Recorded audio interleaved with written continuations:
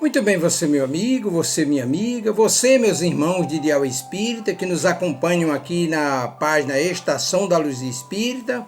Nossos sinceros agradecimentos pela sua colaboração, pela sua ajuda e pelas vibrações positivas.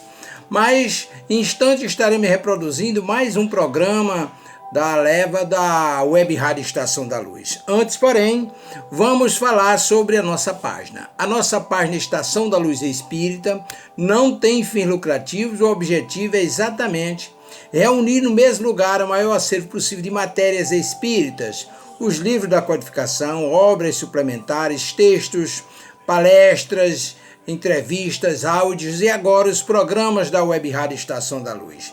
E hoje nós vamos reproduzir um programa boníssimo, programa número 11, Filosofia, Ciência e Moral, com Alexandre Santos, Renato Bezerra, Cristina Buquerque, Hugo Laércio e Elias Tavares lá nos trabalhos técnicos da Web Rádio Estação da Luz.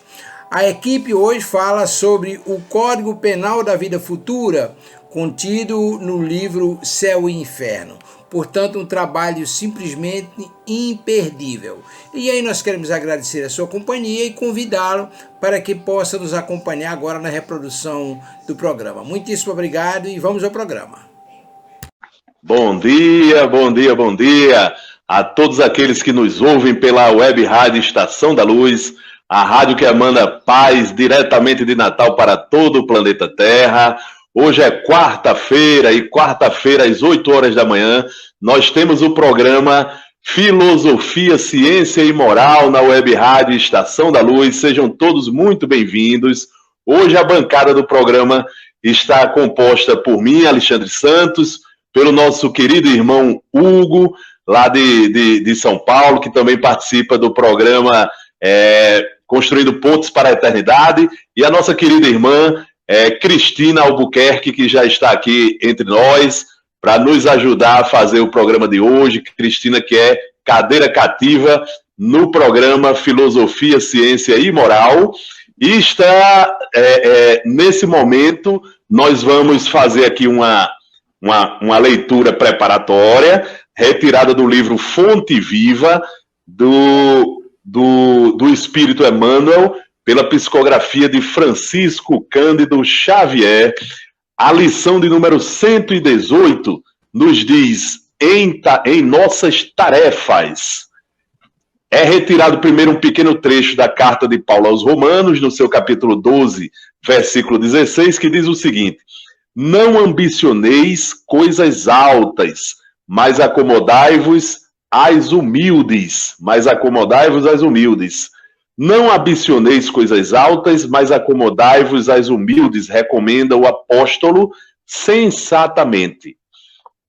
Muitos aprendizes do Evangelho almejam as grandes realizações de um dia para o outro. A coroa da santidade, o poder da cura, a glória do conhecimento superior, as edificações de grande alcance. Entretanto, aspirar só por si não basta a realização. Tudo nos círculos da natureza obedece ao espírito de sequência. A árvore, vitoriosa na colheita, passou pela condição de arbusto frágil. A catarata, que move poderosas turbinas, é um conjunto de fios d'água no nascedouro.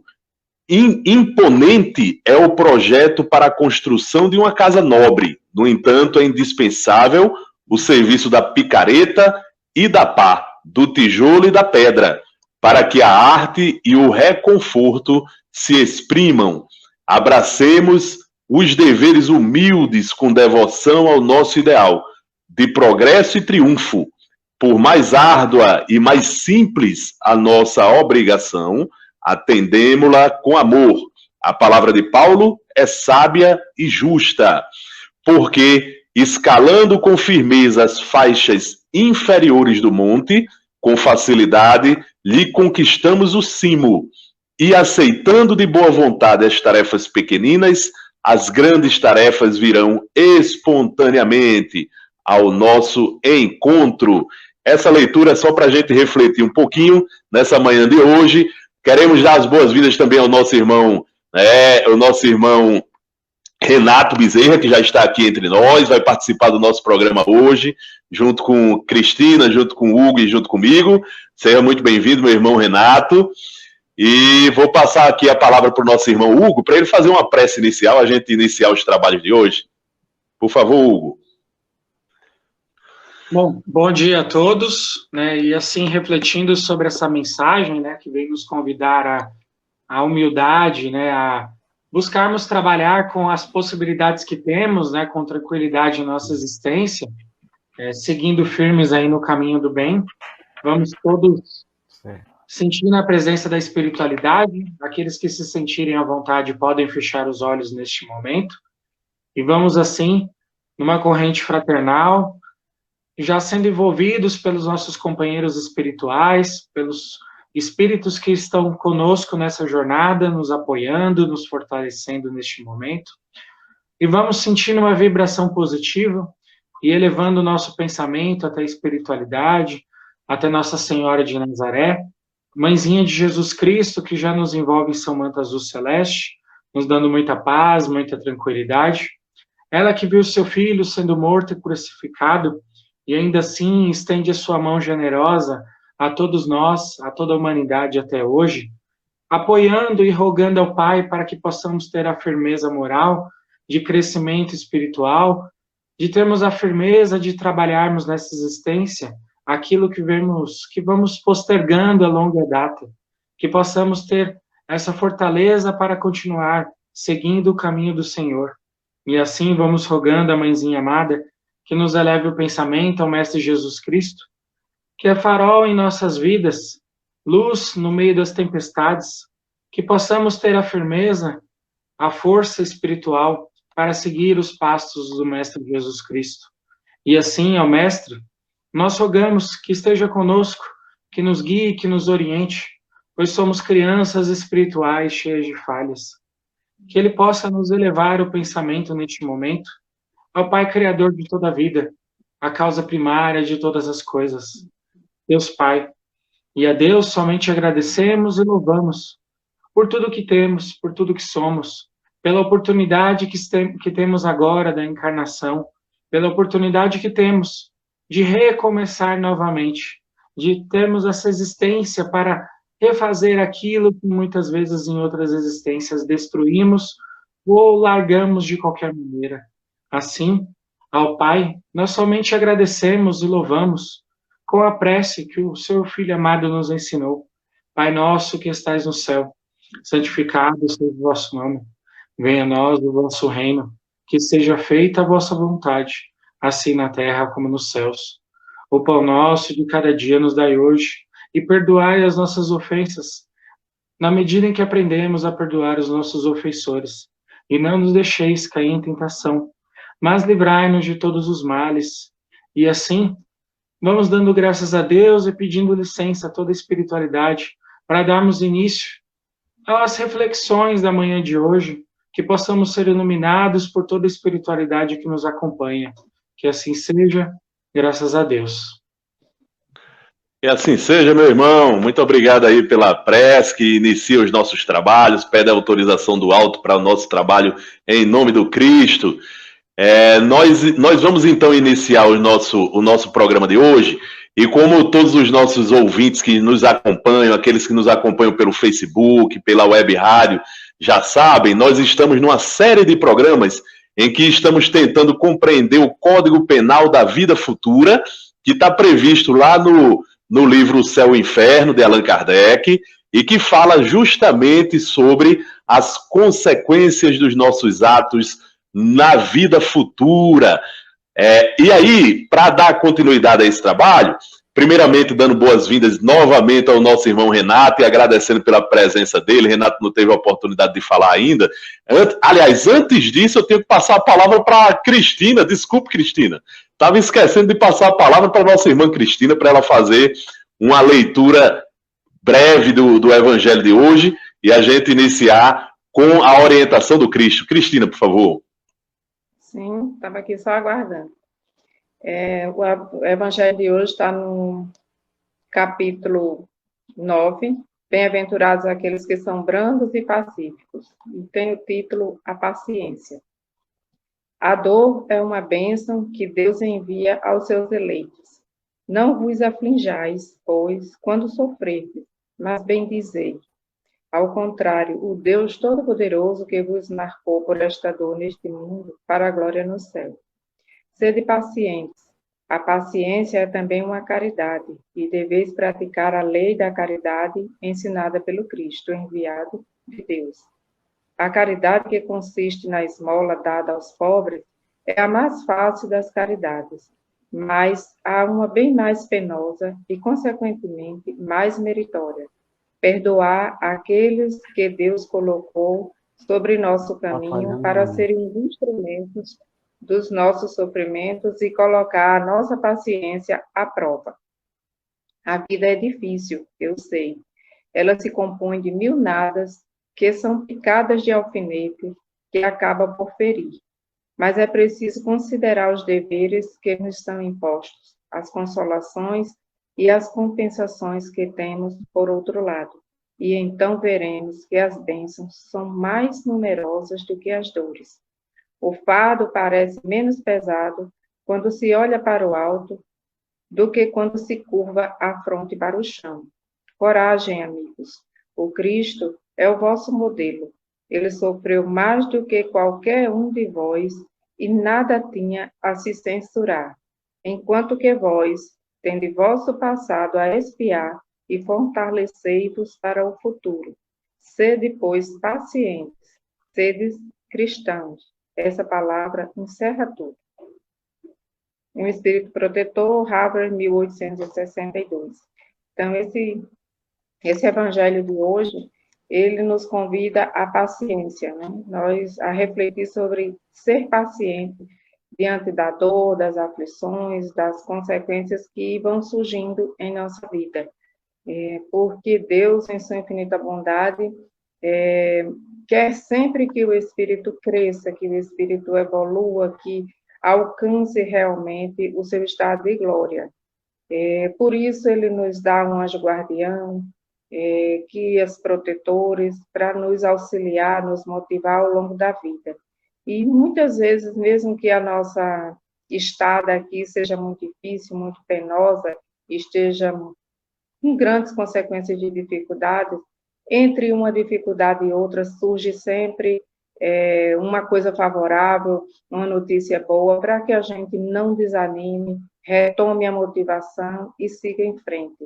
Mas como o Evangelho aqui nos diz, que não reclamemos, que não nos lamentemos porque estamos sofrendo, mas sim que possamos bendizer a Deus, agradecer a Deus por estar naquela dificuldade e por ter a força e a vontade de vencer, assim também como colocou o nosso irmão Hugo na prece inicial.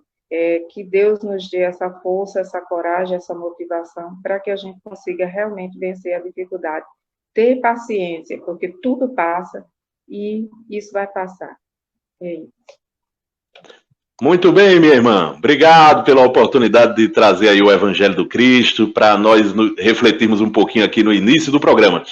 E aí, meus amigos e amigas, aqueles que nos ouvem pela Web Rádio Estação da Luz, aqueles que nos acompanham pelo Facebook, dando continuidade ao estudo do Código Penal da Vida Futura, nós temos aqui o 23º princípio desse Código Penal apresentado por Allan Kardec, lá no livro O Céu e o Inferno, que diz o seguinte: um fenômeno muito frequente entre os espíritos de certa inferioridade moral é o de acreditarem-se ainda vivos, podendo esta ilusão prolongar-se por muitos anos, durante os quais eles experimentarão todas as necessidades, todos os tormentos e perplexidades da vida. Então nós vamos agora, nesse momento, começar a analisar esse princípio do Código Penal da Vida Futura. Eu vou passar a palavra aqui para o nosso irmão Renato, para que ele possa falar sobre isso, mas antes vou fazer aqui algumas considerações. Primeiro, esse fenômeno que o Código Penal da Vida Futura está nos anunciando, de que alguns espíritos, depois de desencarnados, ainda se acharem vivos, Aliás, na verdade, vamos fazer aqui uma observação. Vivos todos nós estamos, né? Sejamos espíritos encarnados, sejamos espíritos desencarnados, nós estamos todos vivos. Então a vida, né, ela prossegue para além da desencarnação. Né? Um dos princípios mais importantes que a doutrina espírita nos ensina é exatamente a da sobrevivência do espírito logo depois do processo de desencarnação. Então, nós continuamos vivos. Agora, o que Allan Kardec está querendo mostrar para a gente nesse momento é que alguns espíritos que desencarnam, eles ainda têm a sensação de estarem encarnados. Essa é a questão. Espíritos desencarnados com a sensação de que ainda estão encarnados. Ou seja, eles não têm a clareza de que eles desencarnaram, de que eles passaram de um estágio de encarnação para um estágio de desencarnação. E isso a gente verifica bastante. Parece uma coisa que não é corriqueira, mas ela é muito corriqueira. Nós que trabalhamos em centros espíritas, em casas espíritas, e que realizamos atividade mediúnica, por exemplo, lá na Casa de Caridade Chico Xavier, aqui em Natal, que é a casa de caridade onde eu e Cristina, por exemplo, trabalhamos. Lá a gente trabalha, Renato e Hugo, com a desobsessão. E a gente observa muito que espíritos que estão se comunicando em reuniões mediúnicas, eles muitas vezes deixam claro isso. Na conversa que a gente começa a ter com eles, no diálogo que a gente começa a estabelecer com esses irmãos, a gente percebe em muitas falas deles que eles ainda não perceberam que desencarnaram, que eles ainda se acham vivos. E isso é muito complicado. Por quê? Porque quem sente fome, por exemplo, é o espírito encarnado. Porque quem precisa de alimento é o corpo material, é o corpo físico. Não é normal que um espírito desencarnado, vamos pensar assim, esteja sentindo fome, por exemplo. Por que ele está sentindo fome? Justamente porque ele ainda não se tocou que está desencarnado. Ele ainda pensa que está encarnado. E muitos também relatam uma angústia muito grande. Desencarnaram, continuaram dentro de casa, dentro do ambiente doméstico, achando que ainda estão encarnados, e relatam, eu não sei por que o pessoal da minha casa está com raiva de mim, ninguém quer falar comigo, está todo mundo me dando um gelo, né? Ou seja, imaginem o sujeito desencarnar, achar que está encarnado, dentro de casa, e ninguém dá a mínima para ele. Isso deve ser uma angústia enorme. E aí eu vou chamar o nosso irmão Renato, para que ele possa conversar um pouquinho com a gente sobre isso. É um prazer muito grande, Alexandre, estar aqui com vocês, tá certo? A Cristina, que eu não conheço, é um prazer muito grande. O Hugo, eu tive a felicidade de conhecê-lo ontem, no programa. E graças a Deus estamos por aqui. Olha, eu não gosto de contar muitos fatos, um fato pessoal. Em 1982, desabrochou minha mediunidade. E nessa mediunidade houve um processo muito interessante. Quem estava ao meu lado era meu pai, que tinha desencarnado há 5 anos. E ele queria que eu tivesse atitudes como ele, porque ele estava me influenciando dentro do nosso próprio lar. Eu chegava perto de uma irmã, da minha irmã, e vi a intuição para que ela tinha de me pedir a benção. Por quê? Porque não era eu, Renato, mas sim o nosso pai, que estava na espiritualidade. Então, esse é um fato que aconteceu comigo mesmo. E eu sei que é muito dolorido, é muito sofrido, porque sofre a família e sofre aquele que partiu para a espiritualidade. Isso é um caso familiar. E nós sabemos que muitos espíritos vivem nessa faixa vibratória. Fica pouco a pouco, fica dentro de casa. Nós também tivemos um trabalho muito grande, também fizemos um teste de trabalho de desobsessão no Manel de Nicodemos. Nós passamos a uma fase foi o ensinamento, trabalhar com a desobsessão. E nós sabemos que existem muitos espíritos nessa situação.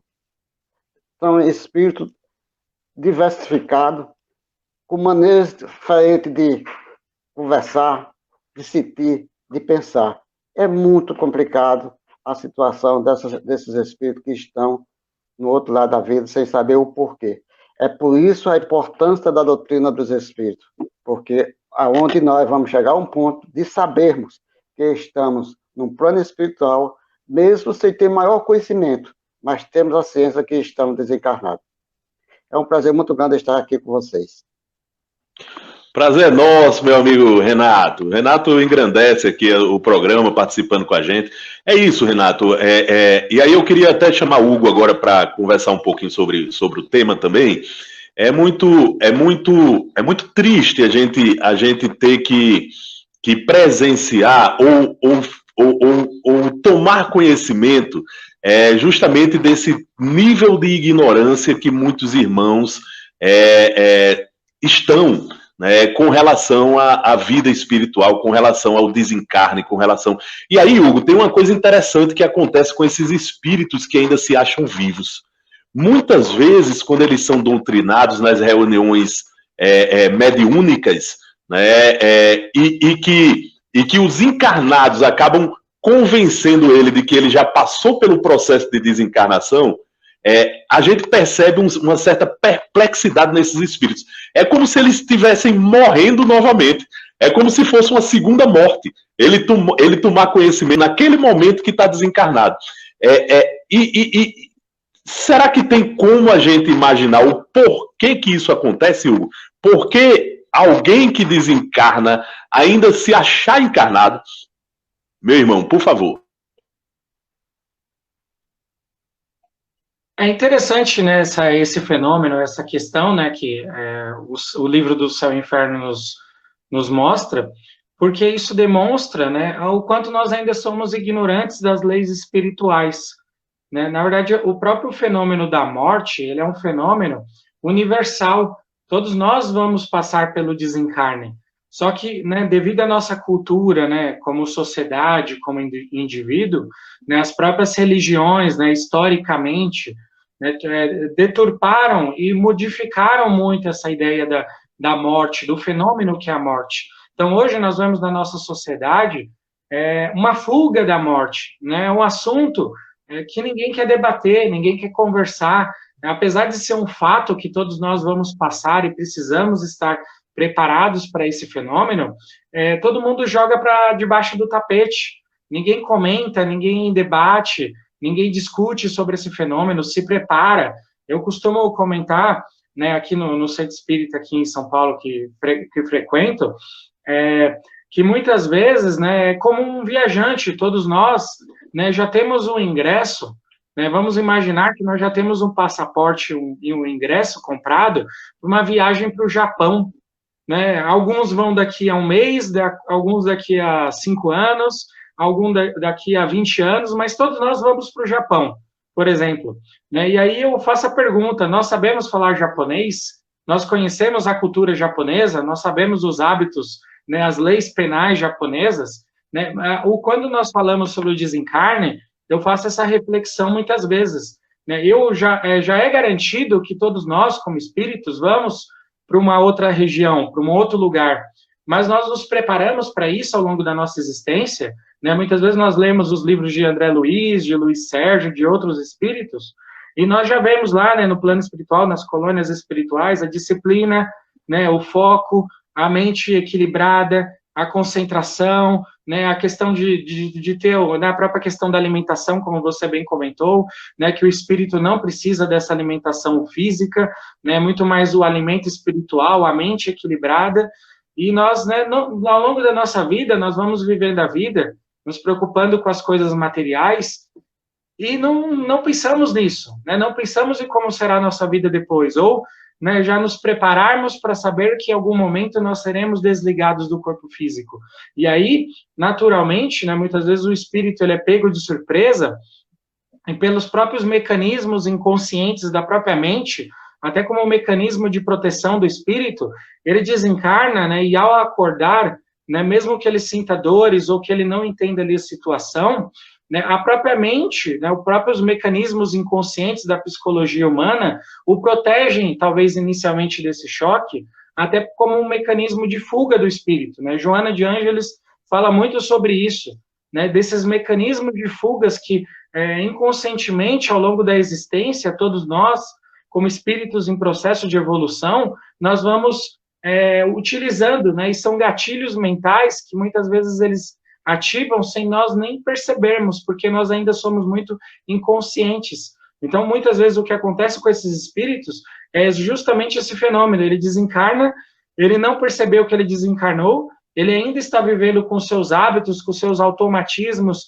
da sua vida encarnada, né, e ali fica confuso, por que eu estou assim, o que houve, né, minha mente está bloqueada, eu não lembro a situação, e aí justamente quando ele é doutrinado, envolvido em vibrações, né, superiores, em vibrações de amor, né, de caridade ali, e com o auxílio da espiritualidade, muitas vezes, ele começa, né, não só a aceitar o fato que ele desencarnou, como ele começa, logicamente, também de uma forma consciente, a ligar todos os fatos para ele perceber, opa, realmente, eu desencarnei e eu estou fugindo desse fato ou não quero admitir isso, até de uma forma inconsciente. E aí, quando ele começa a admitir, né, todo aquele mecanismo, né, que ele relegou no inconsciente, muitas vezes vem à tona, causando essa sensação de estar desencarnando novamente, a confusão novamente, ou as dores, o processo do desencarne que ele, né, relegou ao inconsciente, né, tudo no mecanismo natural. Mas é importante, né, esse fato e a gente pensar sobre ele, para que a gente não precise passar por essa situação, para que nós já tenhamos de uma maneira consciente, né, a noção de que em algum momento nós vamos desencarnar, né, de que existem essas leis, de que é natural esse processo, para que, né, após o nosso desencarne, ao acordar no plano espiritual, a gente possa estar em equilíbrio e ouvir isso de uma forma natural, né, refletir sobre isso. Claro que todos nós vamos sentir um choque de alguma maneira, mas que nós possamos estar maduros o suficiente para falar, não, tudo bem, eu entendo, né, não quer dizer que nós não vamos sofrer ou ter ali um choque, um impacto, mas nós estaremos prontos, né, para seguir a jornada a partir desse fato, desse momento também. Muito bem, meu amigo Hugo. Eu gostei muito da sua abordagem, Hugo, porque ela nos mostra como a gente pode, enquanto encarnados ainda, nos prepararmos para esse processo da transição. E o ideal é que a gente faça isso. E aí eu vou chamar a Cristina já sob a perspectiva de que esses irmãos, muitas vezes que se sentem ainda encarnados depois do desencarne, né, eles sentem também muita dificuldade de compreender a situação. E aí eu gostei da abordagem de Hugo, lembrando aqui da Joana de Ângeles, que é um espírito que tenta o tempo inteiro falar dessa psicologia espiritual que existe por trás dos comportamentos de determinadas personalidades espirituais, né?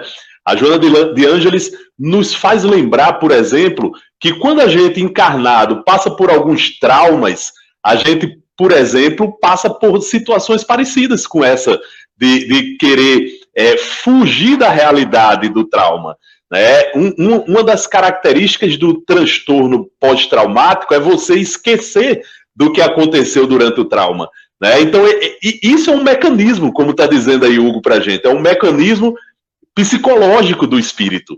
Né? Então, o espírito, muitas vezes, para fugir daquilo que é traumático para ele prefere apagar, esquecer, limpar da memória aquilo que ele viveu.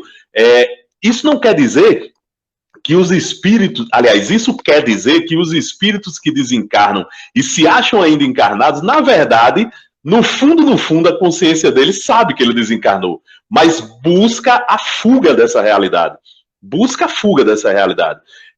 E aí, Cristina, sob essa perspectiva, eu entendo que se a gente fizer um exercício para ir se desmaterializando antes do desencarne, ajuda bastante no processo.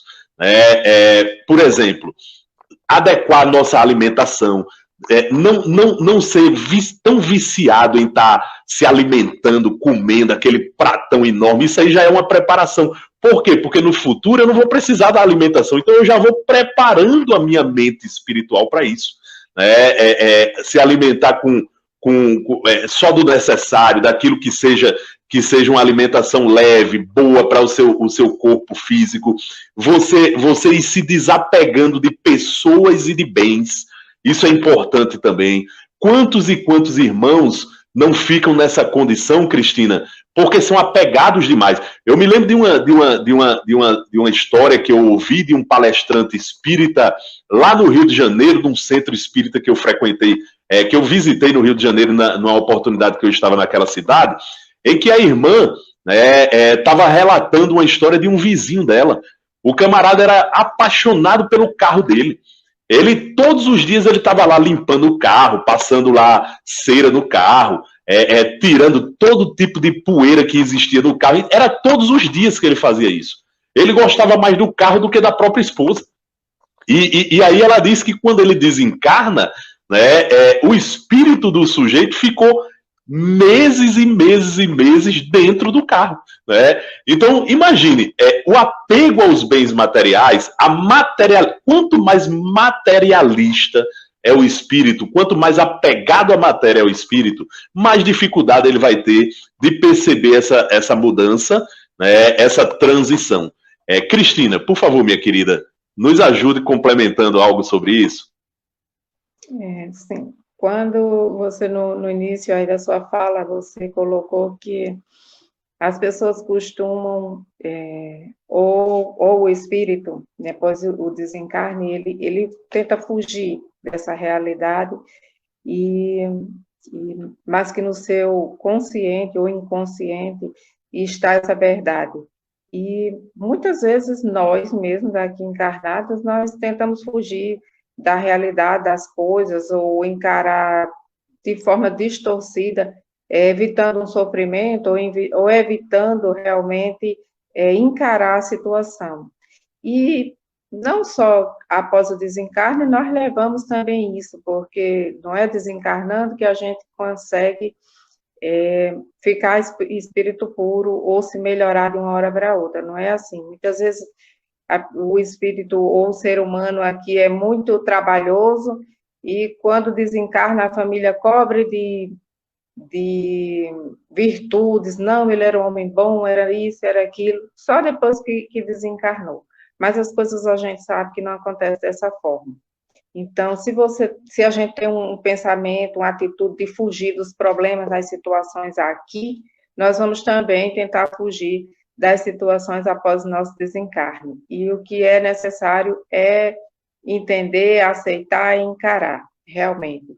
E muitas vezes eu já disse, eu já falei, e até bem pouco tempo continuava dizendo, muitas vezes a gente quer falar sobre a morte, sobre o desencarne, sobre o espírito, sobre a vida após a morte, e as pessoas, a morte da carne, né, não do espírito, mas as pessoas muitas vezes se recusam, dizem que não entendem, não quer saber, isso não existe, não tem provas que isso existe. E muitas vezes assim eu ficava um pouco aflita, eu dizia, ele não precisa se apressar não, de entender isso, porque quando ele desencarnar, ele vai entender, ele vai realmente entender isso. E eu vejo hoje, depois que a gente está fazendo alguns estudos mais profundos, que ele precisa, sim, ele precisa se apressar para entender isso, para compreender isso, porque essa falta de compreensão, essa falta de entendimento vai dificultar muito o desencarne dele, a vida dele, o segmento da vida como espírito após o desencarne. Quanto mais você se fecha a esse entendimento, mais sofrimento você vai ter na sua vida. E hoje, nós não podemos mais dizer que eu não tive a oportunidade de ter esse conhecimento, porque todas as pessoas, em algum momento, já ouviu falar sobre isso, sobre que existe vida após a morte. Pode até ter se recusado a aceitar, a buscar maiores informações, mas em algum momento já ouviu sobre isso e, da forma como você falou, fugiu, simplesmente fugiu, não quero saber, não me interessa, não existe provas com relação a isso, sempre se fecha. Mas tem um médico que ele tem alguns vídeos. Pode falar. Quem chamou Alexandre? Não, pode continuar, Cristina, desculpe. Tá. Foi eu, mas pode continuar, meu filho. Certo. Pode Dr. continuar. Sérgio, ele tem alguns vídeos no YouTube onde ele fala com relação a isso. Muitas vezes a gente está explicando, quer mostrar esse ponto do desencarne, as consequências que isso vai acontecer depois, o que é que vai acontecer, e as pessoas vêm com essa história de não existe, ninguém voltou de lá para me dizer, e muitas vezes porque quer que a gente prove, comprove, mostre as provas. E ele disse, eu me preocupei muito com isso, mas depois de 20 anos estudando sobre o Espiritismo, eu digo para eles, estude, vá em busca, leia como eu fui e como eu sei que existe e que é verdadeiro. Então, cabe a cada um de nós procurar esse conhecimento aqui, enquanto estamos aqui, como o Hugo falou. Se você vai para o Japão, você precisa conhecer a língua, conhecer os costumes, a legislação. Então, como a gente tem isso por certo, então não pode ser hoje, amanhã, daqui a 20, 30 anos, mas vai acontecer. Então, que cada um busque para que do outro lado compreenda melhor, esteja mais aberto às consequências, às coisas que vão acontecer. Não chegue lá tão surpreso. É isso, Alexandre. Muito bem, Cristina. Vamos chamar Renato. E, Renato, depois da fala de Renato, nós temos perguntas aí dos nossos ouvintes que nós vamos responder. Renato. Eu só queria botar um adendo aí. Eu só queria colocar um adendo aí. Por exemplo, 2 casos extremos. Nós lembramos aqui da história de nossa irmã Sheila, a grande enfermeira alemã. Quando ela desencarnou, no momento do desencarne, a espiritualidade disse, Sheila, estamos precisando de você, vamos ao trabalho. E imediatamente ela foi ao trabalho. A outra parte, do outro extremo, temos a questão, Alexandre, que nós sentimos a sua falta domingo, no estudo do livro Missionário da Luz, onde Raul desencarnou através do suicídio e ficou numa situação gravíssima, porque não sabia o que estava acontecendo com ele naquele momento. E ele, através da intercessão da sua esposa, mas pelo o que ele já tinha feito no passado, o merecimento, ele foi, a espiritualidade amiga foi até ele buscando dar o socorro necessário. São 2 extremos, e daí também colocamos a situação de cada espírito na face da Terra, que são totalmente diferentes, um para o outro. Não existe 2 espíritos com as mesmas condições no mundo material e no mundo espiritual. Então, muito bem, meu amigo. Perfeito, meu amigo Renato. Obrigado aí pela observação que enriquece e fecha tudo aquilo que a gente já vinha falando.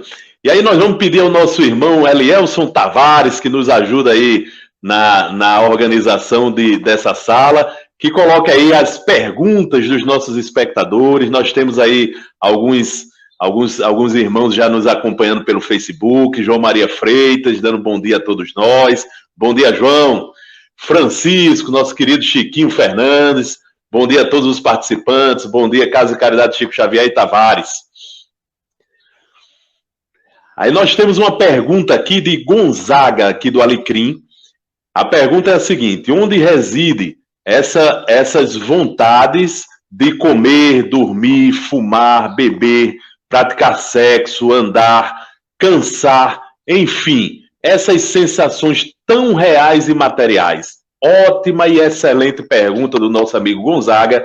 Eu vou passar aqui para o nosso irmão Hugo, para que ele possa começar a responder nosso irmão. Por favor, Hugo. Olá, Gonzaga. É bem interessante, né, essa pergunta.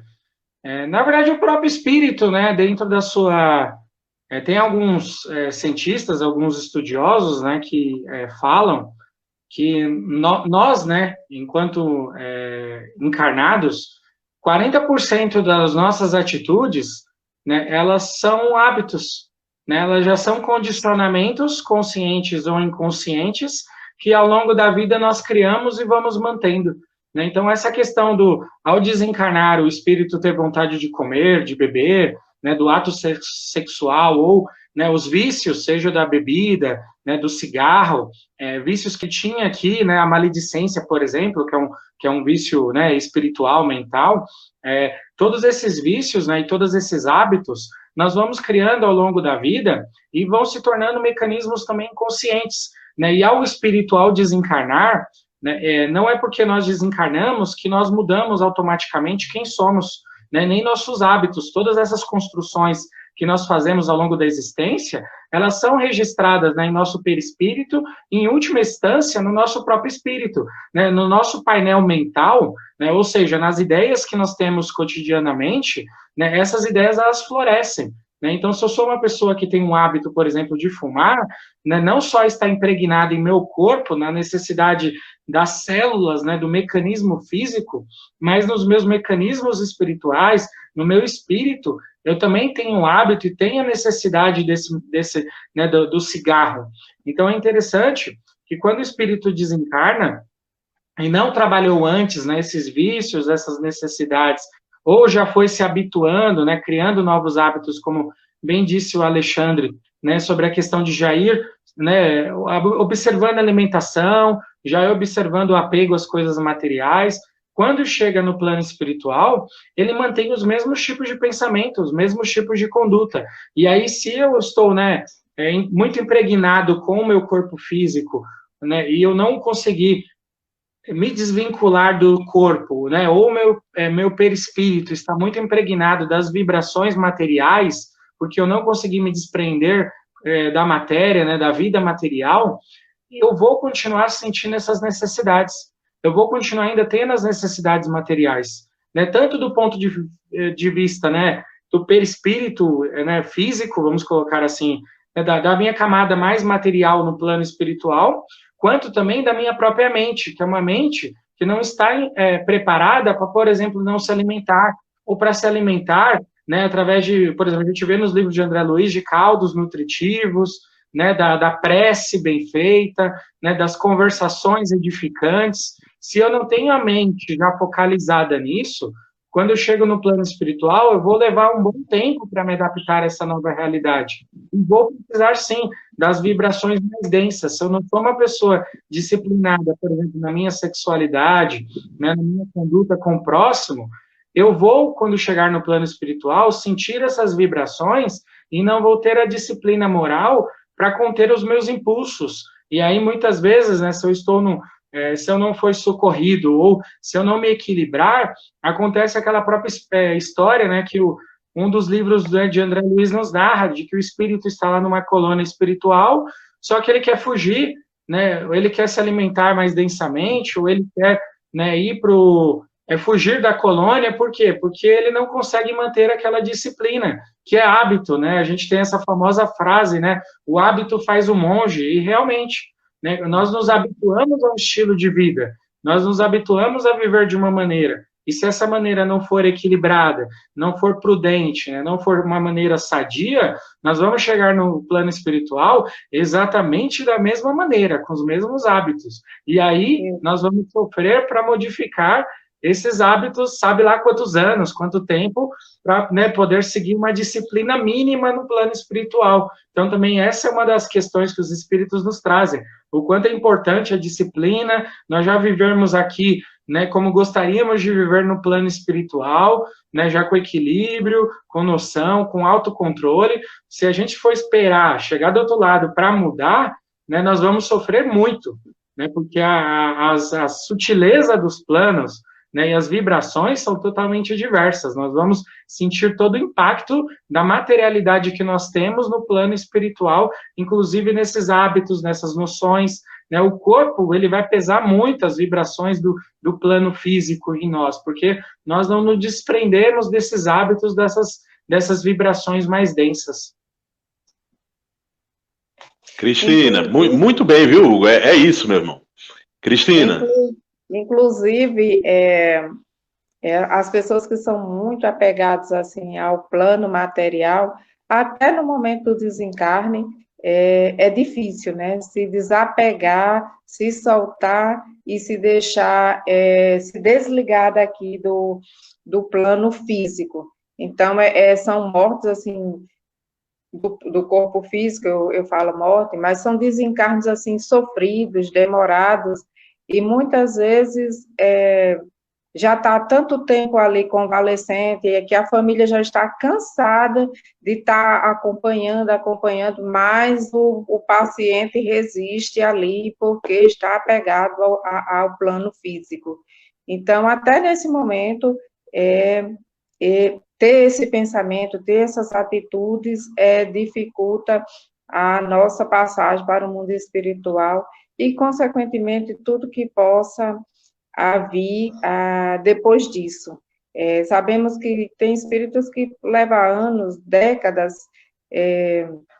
nessa situação, até que realmente caia em si e comece a enxergar realmente que não está mais encarnado e que precisa seguir, que precisa dar seguimento. Muito bem, Cristina. Eu queria só, antes de passar aqui para Renato, observar algumas coisinhas interessantes na fala de Hugo e de Cristina.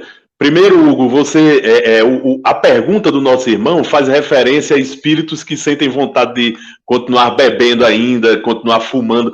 E aí eu queria dizer que aquilo que o Hugo falou é muito importante a gente observar. A questão dos hábitos, gente. Se a gente está habituado a determinada coisa na vida, é preciso que se a gente está sempre habituado àquilo, é preciso que a gente reflita. Esse hábito que eu estou desenvolvendo aqui, ele é bom para mim? Ele vai libertar meu espírito ou ele vai aprisionar meu espírito no futuro? Isso é muito importante. Porque, assim, espíritos fumam, Alexandre? Espíritos fumam, espíritos bebem? Fumam e bebem. Mas sabe como é que eles fumam e bebem? Quando eles começam a fazer o corpo que eles não têm mais, o corpo físico que eles não têm mais, mas o corpo perispiritual sentir as sensações que o corpo físico sentia quando bebia e quando fumava. Então o espírito consegue fazer o perispírito sentir as sensações de fumar e a sensação de beber? Sim. Várias obras da literatura espírita explicam para a gente esse mecanismo, como é que funciona, né? Esse mesmo livro que Renata acabou de falar, né, que tem um grupo aqui em Natal que está estudando, né, Renato, o livro Missionários da Luz, ele nos conta um pouquinho, ele nos revela um pouquinho esse mecanismo que os espíritos utilizam para sentir as sensações que sentiam antes. Por exemplo, aquele espírito que fuma, ele chega perto de um fumante e ele vai inalar os vapores, os fluidos. E esses fluidos vão fazer o corpo sentir, os fluidos da fumaça do cigarro, vão fazer o corpo sentir, o corpo perispiritual sentir a mesma sensação que o corpo físico sentia. Então é aquilo, é o apego à matéria, é o apego aos hábitos viciosos que acaba dificultando a nossa desencarnação e a nossa transição para o mundo espiritual. É muito importante a gente ter consciência disso, né? O espírito bebe como, Alexandre? O espírito fica junto daquele que está bebendo e os vapores de álcool, né? Os vapores de álcool ele inala. E aí ele sente a mesma sensação de que o espírito encarnado sentia quando bebia, né? Então é isso, a gente precisa se desapegar de vícios, se desapegar de hábitos. É por isso que a doutrina espírita, Renato, fala tanto em reforma íntima, meu amigo. É verdade, Alexandre. Concordo com as suas palavras, as palavras dos meninos. Mas eu vou pegar aqui um adeno para que nós podemos entender melhor. É por isso que a doutrina dos espíritos nos ensina que nós devemos procurar ter conhecimento da própria vida através da sua filosofia. Nosso irmão Memei diz o seguinte: uma criança evangelizada será um homem de bem no amanhã. Na parte da psicologia, Existe um estudo muito interessante. Você colocando uma criança na evangelização e outra criança não sendo evangelizada, existe uma dificuldade no futuro para aquela criança que não foi evangelizada. Mas quando aquela criança é evangelizada, quando ele chega naquela faixa de 16 anos, que explode a sua maneira de ser para demonstrar o que ela fica em conflito, porque ela traz hábitos de vida passada e com o ensino da evangelização desde criança, ensinando que Jesus é o caminho, a verdade e a vida, que dá nossos hábitos, procurarmos mostrar à criança que nós não devemos praticar certos atos, evangelizar os pais. No momento da evangelização da criança, pega os pais de lado e coloca em outra sala e começa a ensinar, a mostrar como se deve prosseguir, ajudar os pais a criar os seus próprios filhos. Quando aquela criança com 16 anos, quando eles falam aí, diz, eu vou continuar no ensinamento de Jesus ou vou fazer aquilo que eu quero? Ela fica em conflito. E provavelmente vai seguir os passos que os pais lhe ensinaram quando era criança. Porque, normalmente, o espelho dos filhos são os pais. É isso que eu estou colocando para que nós possamos ter uma ideia melhor do que é o dia de hoje, para refletir lá no Muito futuro. bem, meu irmão. E com essa sua reflexão fica aqui, ó, o recado dado pelo nosso programa a todos aqueles que dirigem centros espíritas: organizem os trabalhos de evangelização infanto-juvenil. Isso é fundamental. É a gente fazer a caridade por esses irmãos para que eles possam, no futuro, viver uma boa transição entre a vida material e a vida espiritual. Mas nós já temos perguntas no ar, novas perguntas no ar. Nós vamos pedir para Tavares jogar a pergunta aqui para que a gente possa responder. Já temos pergunta no ar. Tavares? Carmen Jacinto de Currais Novos. Currais Novos é uma cidade aqui, viu, Hugo? Daqui do Rio Grande do Norte, do interior. Então, Carmen Jacinto de Currais Novos pergunta: caso do irmão Jacó, do livro Voltei, mesmo sendo espírita e bom, segundo o livro, nem do caixão conseguiu sair. Por quê? E aí eu vou chamar Renato de novo, para que ele inicie aí a resposta do nosso irmão. E logo em seguida a gente já começa a se encaminhar para o final do nosso programa. Amigo, essa relação é o seguinte: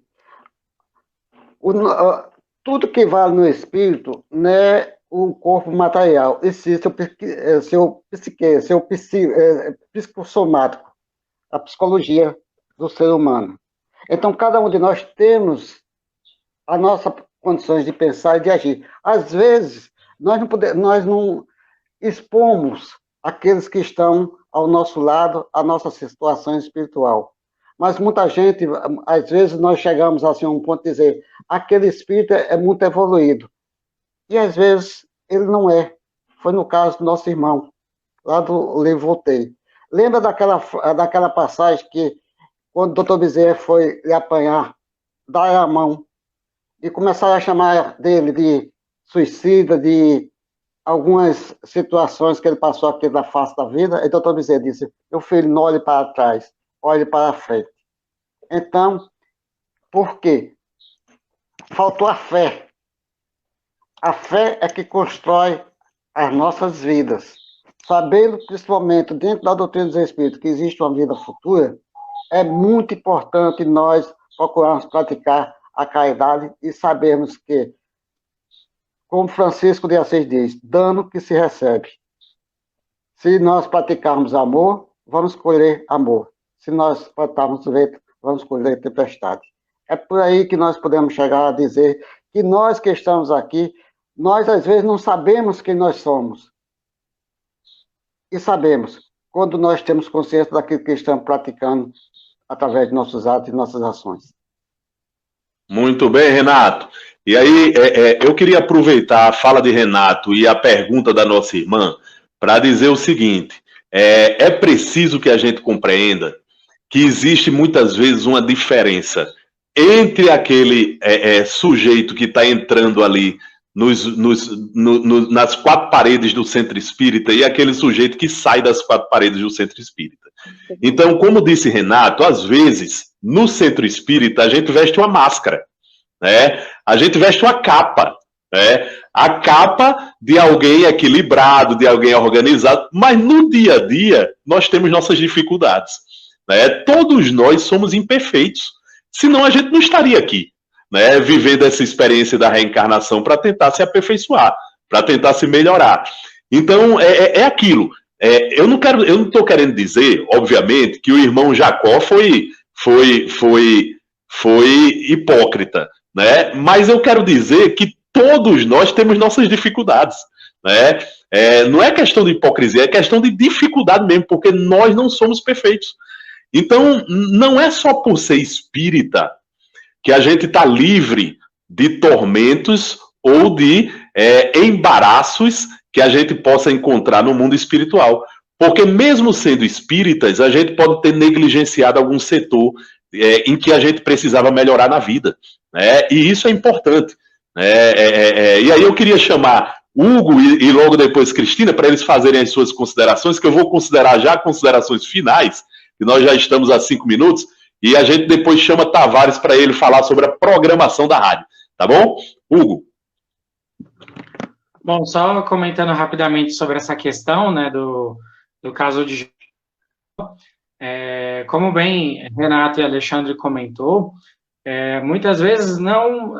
tem alguns religiosos, independente da religião, que é a questão mesmo da máscara, né, da hipocrisia, mas também, né, cada um de nós temos nossos defeitos, nossas dificuldades, e ao longo da existência, às vezes, por exemplo, né, eu estou olhando para 2 ou 3 defeitos que eu tenho, que para mim são mais visíveis, mas existe aí mais 15, mais 20 outros defeitos que ainda estão inconscientes, que eu não tenho ainda a capacidade de analisar e de modificar.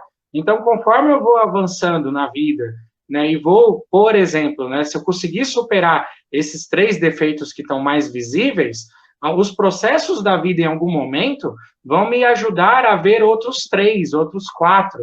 Então, é progressivamente que o espírito também vai se observando e vai refletindo. Então, muitas vezes a gente está consciente de algumas coisas, né, dos defeitos maiores, vamos colocar assim, só que nós estamos inconscientes de um monte de outras dificuldades que nós temos, e muitas vezes a gente chega no plano espiritual, né, a gente acha que fez muita coisa, só que a gente não fez quase nada. E aí vem, né, esse processo de sofrimento, vem essas dúvidas, vem, né, a diferença entre o que nós somos e o que nós achamos que somos, né, Joana de Ângeles trata muito disso também, né, essa diferença que nós temos e essas próprias máscaras, que bem comentou Alexandre, né, porque está dentro do centro espírita, né, sorrindo para todo mundo, sendo gentil, tratando todo mundo bem, é fácil, né? O difícil é você fazer isso no dia a dia, com o vizinho, no trabalho, no trânsito, né? Então, nós temos que também observar isso, né? Será que eu estou tendo essa conduta, esse equilíbrio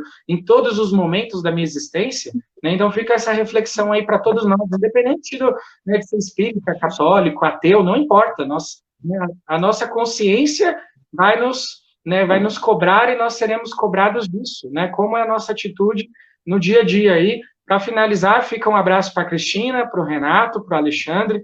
Obrigado pela oportunidade. Né? Um abraço a todos aí que estão nos acompanhando. Fiquem todos com Deus. Valeu, meu irmão Hugo. Muito obrigado. Você engrandeceu demais o programa, meu amigo. Tá convidado aí para outros programas daqui para frente. Cristina. É isso que o Hugo estava colocando, né? Muitas vezes a gente fala muito sobre determinado assunto, discute, mas uma coisa é você falar e outra coisa é você internalizar essa sua fala e fazer essa mudança realmente, não de pensamento, mas de consciência, porque muitas vezes a gente até pensa, mas lá dentro não consegue internalizar, não consegue fazer essa mudança. Então, se eu falar aqui o tempo todo sobre a desencarnação, o desencarne, tudo isso, mas se eu não tiver essa consciência de que isso realmente acontece, que vai acontecer comigo, eu vou vou viver a mesma situação. E eu falo, assim, uma experiência própria, porque eu estudo sobre isso, venho o tempo todo me preparando, e até bem pouco tempo eu acreditava que estava preparada para desencarnar, porque não ia ter mais medo na hora do desencarne. mas foi só chegar essa pandemia e as ameaças chegaram bem próximo, e cada vez que eu vi uma pessoa espirrando, tossindo perto de mim, e eu já ficava desesperada, vou pegar, e os hospitais estão cheios, e eu vou morrer. Então, uma coisa é você falar, e outra coisa é você internalizar essa situação toda aí, que a gente, cada um, faça o seu esforço particular para realmente alcançar. E agradeço pelo dia de hoje, por estar aqui com todos vocês, compartilhando um pouquinho. O Hugo, seja sempre muito bem-vindo, você engrandeceu muito nosso programa no dia de hoje. E Alexandre. E Renato, meu amigo Renato, que agora está com a palavra para dar as considerações finais. Logo depois de Renato, eu já chamo o Tavares para fazer a programação. Foi um prazer muito grande estar aqui com vocês, Alexandre. Mas cuidado, domingo, não pode faltar. Certo? Certo, meu amigo. E a mensagem que eu deixo para todos é que é o seguinte: com tudo isso que nós conversamos aqui, a coisa mais importante da nossas vidas se chama amor. É a coisa mais simples do mundo, para que nós possamos viver em paz aqui e no outro lado da vida. Muita paz para todos. Obrigado, meu amigo Renato. Obrigado, você também engrandeceu bastante o programa, meu irmão, com seu conhecimento, a sua forma tranquila de passar as coisas. Muito obrigado, meu irmão. Tavares, com você, meu amigo, nos passa aí a programação maravilhosa da rádio. Muito bom dia, meu amigo, muito obrigado, perfeito, não se preocupe não, Cristina, que todos nós, antes do final desse século, a gente vai estar tudo morto, nem se preocupe, não escapa um, a gente não chega no final do século, pode ficar tranquilo. Verdade. Não tem jeito. Muito bem, mas também teve medo, é que não tem. Mas olhe bem, hoje à noite nós teremos... Mas tem a Estação da Luz do outro lado? Eu A espero Estação que da Luz, tenha. vai. Eu estou torcendo que tenha, meu amigo. Muito bem. Esse Renato é um danado. Muito bom. Então, hoje à noite nós teremos, a partir das 19 horas, o programa Estação da Luz. E nós vamos falar com o nosso irmão Estevão Bertolso. Ele é lá do Movimento Espírita da Irlanda, no Reino Unido. Ele vai falar sobre justamente o movimento espírita na Irlanda. E ele é da Sociedade Espírita, justamente da Irlanda, lá em Dublin, né, na Irlanda, acho que é a Irlanda do Norte, creio. E ele vai estar aqui conosco, junto com uma equipe maravilhosa. Amanhã de manhã nós teremos, desculpa logo falar, porque nós temos os programas das 8 horas da manhã. Segunda e sexta, Amadeu Ferreira e Renato Bezerra, fazendo o programa nos domínios da mediunidade. Terças e quintas, nosso irmão Décio Soares e toda a equipe lá de São Paulo, fazendo o programa Construindo Pontos para a Eternidade. Na segunda-feira é o livro do Evangelho, e amanhã, junto com o nosso querido Décio Soares, temos também a presença do nosso querido Renato e do nosso Hugo, fazendo esse mesmo programa, só que trabalhando o livro dos Espíritos. Muito bem. E na quinta-feira nós teremos um programa todo especial, porque é um programa com a nossa irmã Cristiane e Rodney, lá do Paraná. Ela vai falar sobre a poesia nas obras espíritas, certo? Então, é um negócio muito interessante, é um tema novo, palpitante, que na sexta-feira a nossa irmã Cristiane vai estar aqui conosco. Na sexta-feira, o nosso irmão José Soares, da Federação, agora com seu programa semanal. O nome do programa é Perguntas que o Espiritismo Responde, com José Soares.